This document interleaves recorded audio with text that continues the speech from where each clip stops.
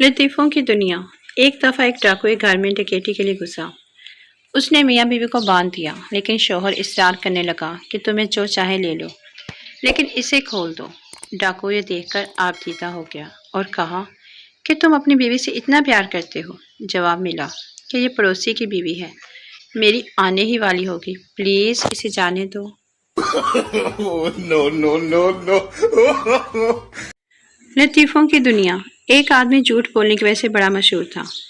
एक बूढ़ी औरत को पता चला तो उसकी इस्लाह की नीयत से उसके पास गई और बोली, बेटा, मैंने सुना है कि तुम दुनिया के सबसे झूठे आदमी हो।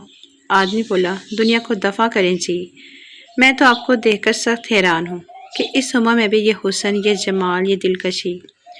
बूढ़ी औरत शर्माते हुए बोली, हाय अल्लाह, ये दुनिया वाले भी कितने ही सालम हैं, अच्छे भले आदमी को झूठा कहते हैं।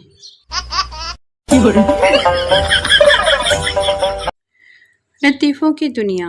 पप्पू बादशाह की कहानी पढ़ने के बाद अपनी माँ से बोला, माँ, मुझे भी बादशाह की तरह 3 बीवियाँ चाहिए, एक खाना पकाने के लिए, एक गाना सुनाने के लिए और एक मुझे नहलाने के लिए।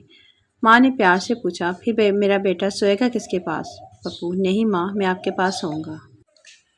ये सुनकर माँ की आंखों में आंसू आ गए और बोली, अल्लाह तुम्हें खुश रखे। फिर माँ ने पूछा, तुम्हारी बीवियाँ किसके साथ सोएंगी? पप्पू बोला, उनको अब्बू के साथ सुला देंगे। ये सुनकर अब्बा की आंखों में आंसू आ गए और बोले, अल्लाह तुम्हें खुश रखे।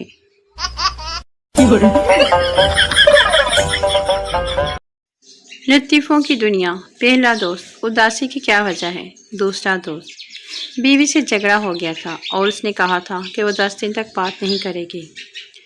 पहला दोस्त, यार तुझे तो खुश होना चाहिए।